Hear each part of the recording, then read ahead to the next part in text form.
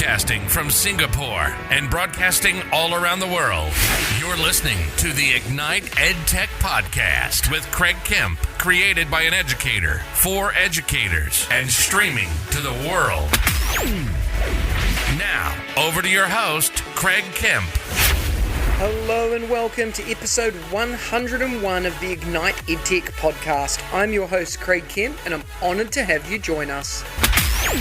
As most of you know, I continue to work with the incredibly talented Mark Quinn to improve the final audio quality of this podcast. He has his own podcast production studio that provides editing and mastering services to content creators.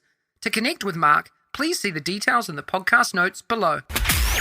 Thank you for your kind words and support by listening and sharing to last week's 100th episode. It's a real honour to bring you this every week, and I can't wait to continue to bring you what you want and need. I have some incredible interviews lined up, and remember, if you have questions or people you want me to interview, then ask and I'll reach out. Last week, I asked you to share your favourite parts of our podcast to celebrate 100 episodes. Thank you so much for your thoughts and ideas. This week, I wanted to ask you about inclusive practices in your school. What do you do? How are you changing things? And what tech tools are you using to support this development? I'd love to hear from you. Please share with us via our Ignite EdTech social streams. A tool that has positively impacted the authentic and purposeful use of technology into classrooms and meeting rooms that I have worked in is Explain Everything. Explain Everything is a presentation and whiteboard app available on the web as well as Android, iOS, and Chrome. To start, you tap on New Project and choose a blank project screen. Select a starter template, including those for learning, or any media, including images, presentations, or PDFs. This brings you to the creation screen with a toolbar on the left side, recording options on the bottom, and sharing and collaboration on the right. Use the toolbar to design a presentation, incorporating anything you want, including images and audios. Add more slides if you need. The presentation can be prepared before a recording and then added onto during a recording. You can also pause the presentation while recording to tweak things as you go. There's a movable camera frame to control what gets recorded and a robust editing tool to modify the recording before sharing it out. Finished products and projects can be exported or web links can be created. Projects get saved in the Explain Drive, which provides each user private cloud storage. Teachers can add students via Google Classroom and then have them log in with their Google accounts. Teachers can use Explain Everything to create videos that students can watch or to give live presentations. It's a tool that works really well in flipped or virtual classrooms, or simply as a backbone for general learning and instructional support. An even more exciting part of this app is helping your students learn to create, present, and share with it individually or on group projects.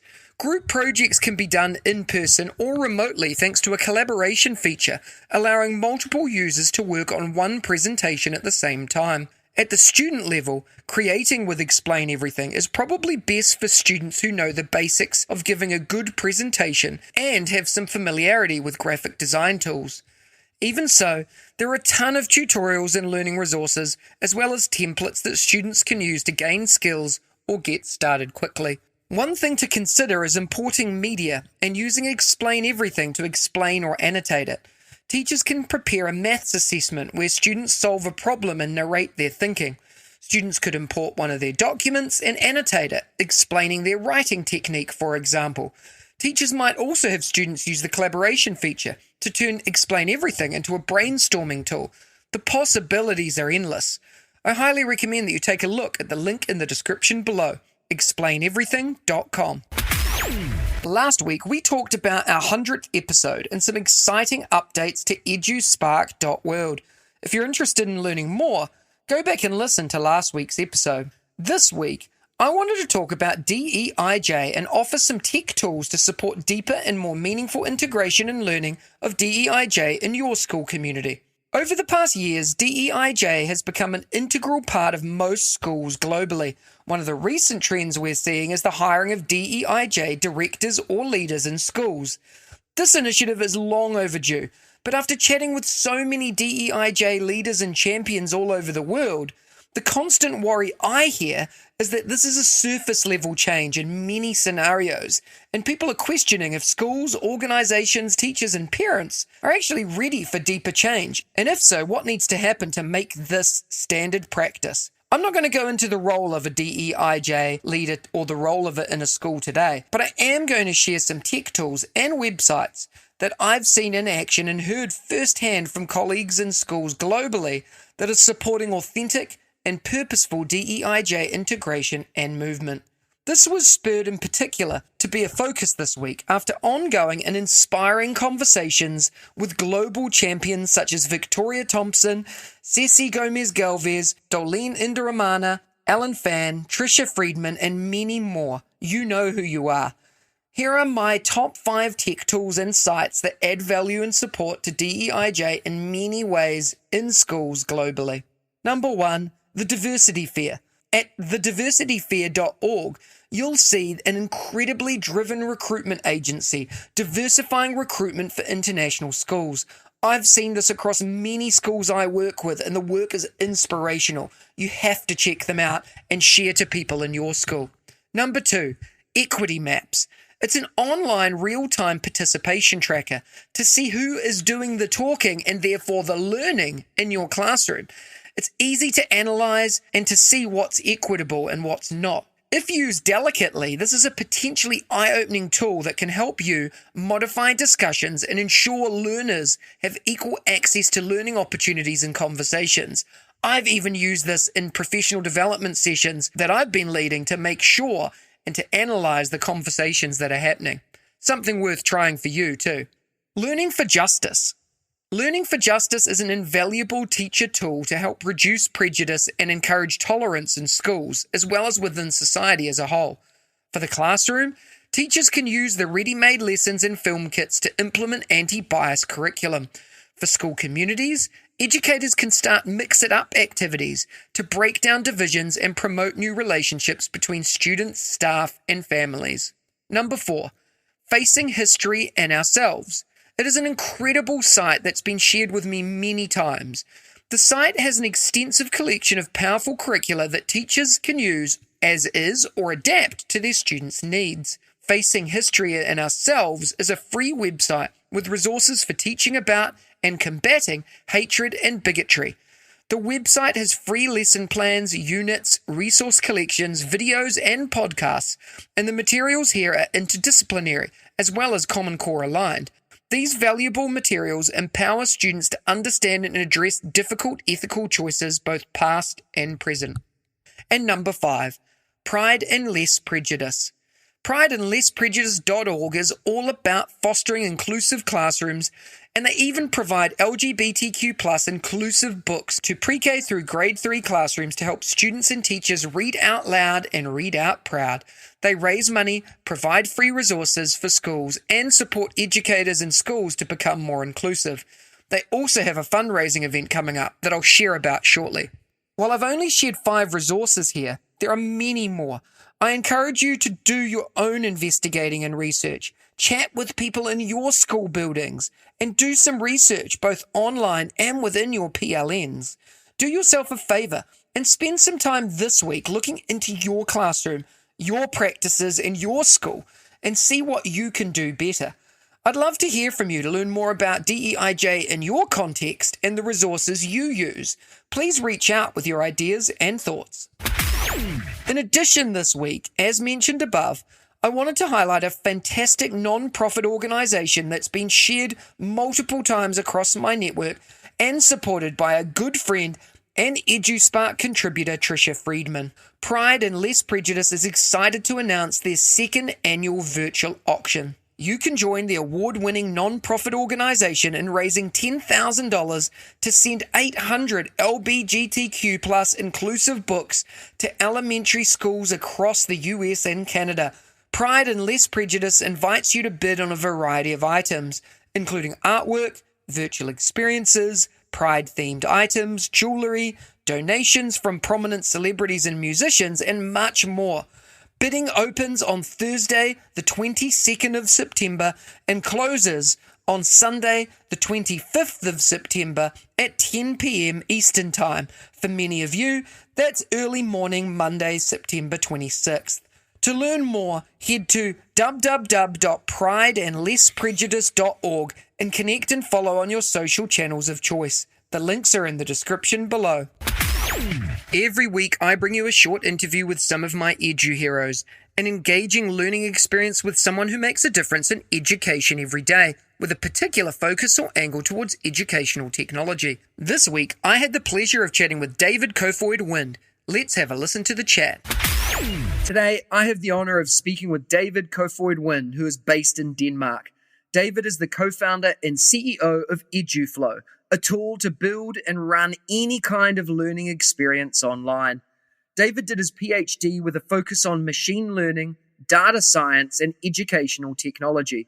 My passion for data-driven systems and educational technology led me to want to connect with David and introduce him to you today. David, it's a pleasure to have you on the show today. Are you ready to talk about education and technology integration? I'm always ready to talk about that. Yeah, thanks for having me on. Absolutely. Let's go. Why don't you start by telling us a little bit about your current role and what inspires you to do what you do? Yeah, so today I'm the CEO of Eduflow. Eduflow is a 3-year-old product to run online learning experiences. My job as the CEO is to do all the different things that doesn't fall on other people's desks, I guess. So I do sales, I do product management, I do marketing, I manage the company. What inspired me to do that? I don't know. I think I like building things. I like building beautiful software. So like my biggest passion is to build some great software and have people use it and be happy with it. But you can't just build software. You also have to sell it and market it to have other people realize that it exists. Because I want people to use our products, I'm also kind of indirectly then passionate about selling it and talking about it. Yeah, that's awesome. And, I know Peer Grade from previously and then Eduflow now as well. I've been exposed to it before. So it's really exciting to be able to talk to you about not just the product, but your background to get to where you are today as well. And sort of on that note, for those of people listening that don't know, tell us a little bit about Eduflow and why your passion for EdTech, machine learning and data science helped you move towards building this. Yeah, so the very short version, right, is that I was doing a PhD in machine learning, and a part of that PhD was teaching a course, which got really large. So to scale the course, I built a peer feedback tool called Peer Grade back in the days, where students could give each other feedback. And then we worked on that for 4 years before pivoting to Eduflow. So Eduflow, essentially, it's a successor to Peer Grade. It's a tool to do peer feedback and much more. What got me into working on Peer Grade was kind of my research in machine learning. We don't actually use that much machine learning in Eduflow today, unfortunately. I would love to. It's one of my other passions, right? So yeah, we've had these two products, both kind of revolving around peer feedback and social learning in different ways. Yeah, it's really exciting to hear, that process and that flow of, building Peer Grade and then moving into Eduflow as you saw the audience and the product evolve and move into that. I'm a startup founder myself. We're very early stage, but in the professional learning space for educators. And, one of the things that we're noticing already is that flow and that sequence of, where do you start? Who do you listen to? How do you embrace that idea of user's voice, but then at the same time managing what's important and what's not? So it's great to hear that from you. That's super tricky, right? It's one of the things we struggle with the most. We have users spanning from middle school English language arts to corporate learning at Google and Accenture.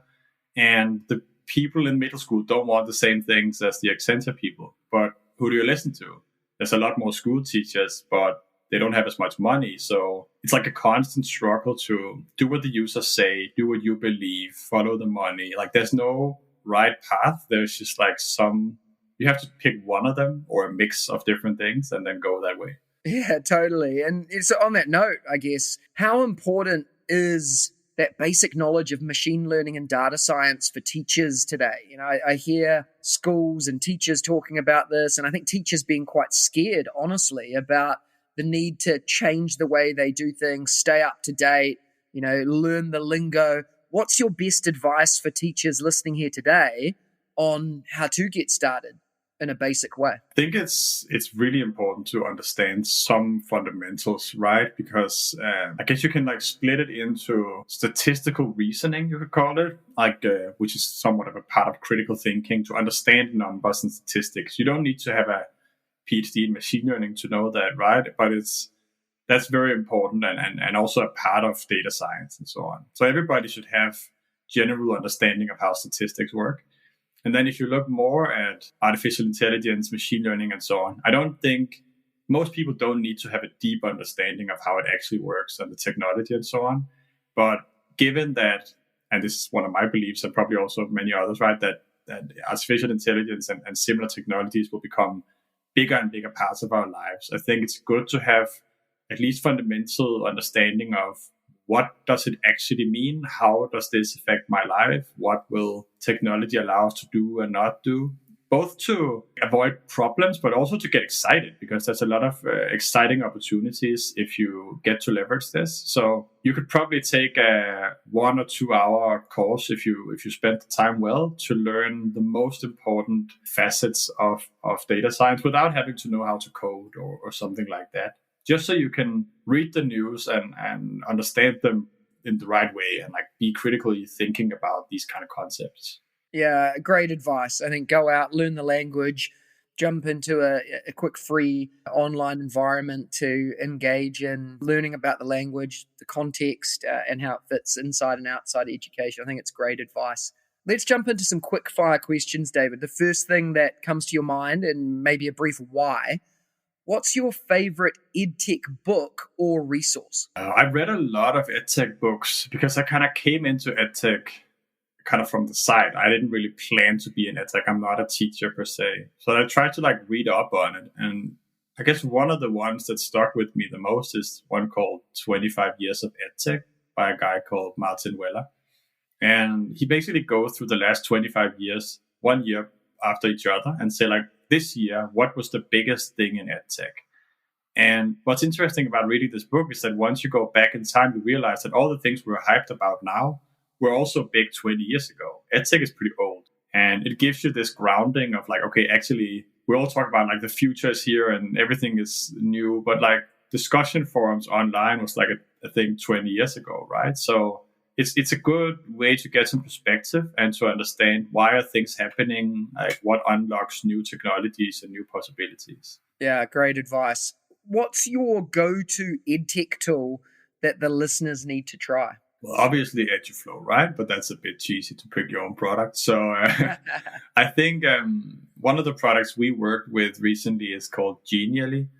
And Genially is kind of an authoring tool that allows you to make interactive content. So if you've ever used something like Articulate Storyline, it feels like something similar to that. Not as complex and deep, but significantly more modern and cheap and approachable. So we use it as an integration into Eduflow, so you can build things genially and then embed them into Eduflow, which gives a really good synergy, I think. Yeah, I love the sound of that. We'll make sure the links to everything you talk about here are in the podcast notes as well.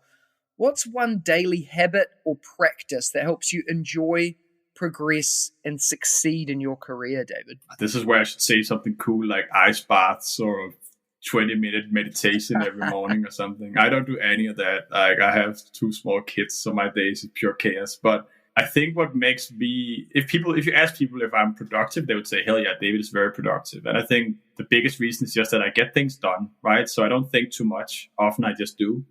And we have this attitude in the company that we just do. If you have a slightly good idea, just do it. Don't ask for permission. And I think this idea of just if it takes less than 10 minutes, just do it now.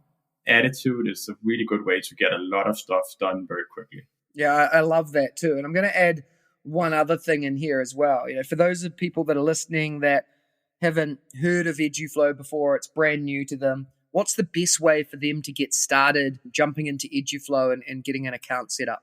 Yeah, so we have a free version that you can go and play with. So eduflow.com, you can go in there, create a free account, and then we have this library of templates that you can start with. So if you don't know exactly how to use Eduflow, you can start with a template. You can pick I'm teaching computer science, or I'm going to do presentation practice or something. And then we'll give you a course shell that basically outlines how you can use Eduflow, and then you can customize it to your own needs and invite your students in. And like, if you have any questions at all about any of that, you can just like write us on support, write me an email at david@eduflow.com, right? I'm always available to answer any questions. That's awesome. And any other ways that people listening here today can follow and connect with you? I'm not like a really big influencer on social media, but I do have a Twitter profile where I tweet a little bit, or just find me on LinkedIn with my actual name, David Kofoed. I'm trying to be a bit more active on LinkedIn these days. Nice. And we'll make sure the links to those are in the podcast notes as well. For those of you listening, this isn't a paid endorsement. This is just an exciting conversation with an EdTech founder doing incredible things, an area that I'm pretty passionate about, an EdTech product that's building something that is changing the way education is, both in K through 12 and outside of it as well. And I'm excited to continue to bring these sorts of conversations to light. David, thank you so much for your time today. I really appreciate it. Yeah, likewise. It was a pleasure. Next week, join me for episode 102 of the Ignite EdTech Podcast, when I'm joined by Brad Cates. If you enjoyed today's episode, please follow us and share the podcast with your PLN and colleagues. Please remember to spend a few minutes to rate this podcast too on your podcast channel of choice, so we can reach even more educators and EdTech enthusiasts globally. Remember, you have the chance to win as well. Check out the links in the description for more, and I'll see you again next week. If you liked today's episode, please don't forget to subscribe so you don't miss another episode, and be in the drawing to win prizes every week. If you know others that would enjoy the show, please hit that share button and brighten their day. Join us again next week for your weekly EdTech hit with @Mr. Kemp NZ. We'll see you again soon.